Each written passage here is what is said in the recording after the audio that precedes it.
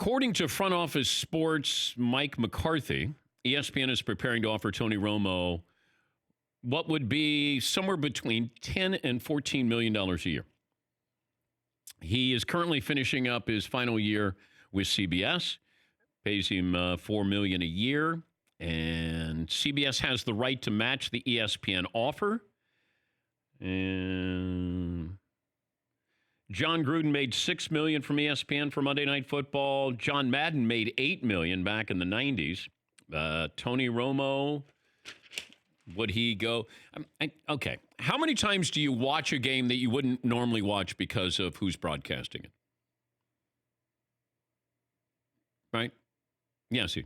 If it's a game that if there's two games going on at the same time, now I get Monday Night Football, obviously that's not possible. Yeah. But on Sunday, that happens a lot. And if I know Nance and Romo are doing one game and there's somebody else doing the other, I'll probably go with that one. But chances are that's the number one game. Right. You put your best people, Monday Night Football standalone.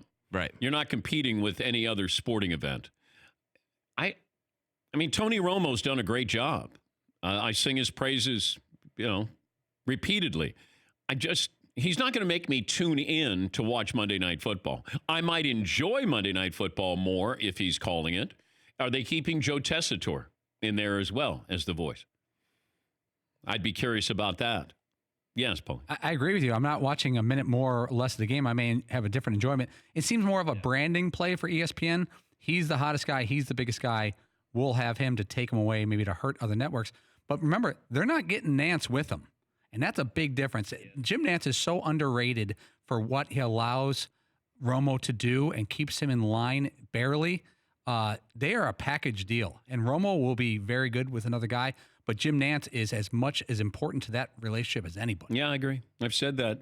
Nance has a harder job because of Romo's style. It's like a bucking bronco, and Nance keeps him just enough in line to be entertaining without being annoying. Yeah, I mean, if they want to spend that money on Monday Night Football, I mean, eventually they have to get it right. It's a big property, but they have to.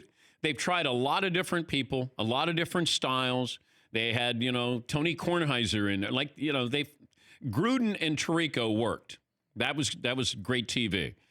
It's just sometimes you overthink it, and maybe you're going to overpay for it. But if you want Tony Romo and that gives you instant credibility, you got to have a play-by-play guy who can keep up with Tony and sort of – because Tony will take you up right to the play, and then Jim has to call the action. Jim has to kind of collect the particles when Tony's done. And while it's great for us and you enjoy it, what Nance does is not easy to do.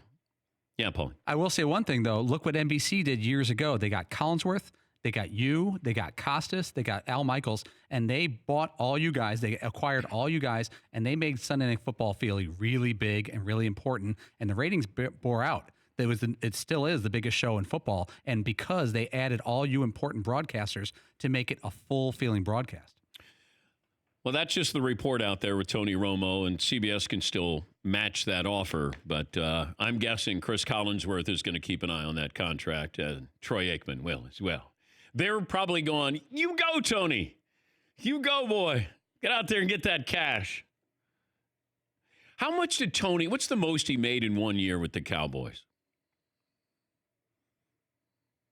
He might make more as a broad. Well, same with Gruden. Although Gruden now is making a ton of money. Yeah, Paul. You're going to love this. The most Tony Romo made ever in one season as a Cowboys quarterback, $8.5 million, Dan. Going to make more than that this next contract per year. For more Dan Patrick Show, tune into Audience Channel 239 on DirecTV. Stream for free on BR Live or download the Dan Patrick Show app.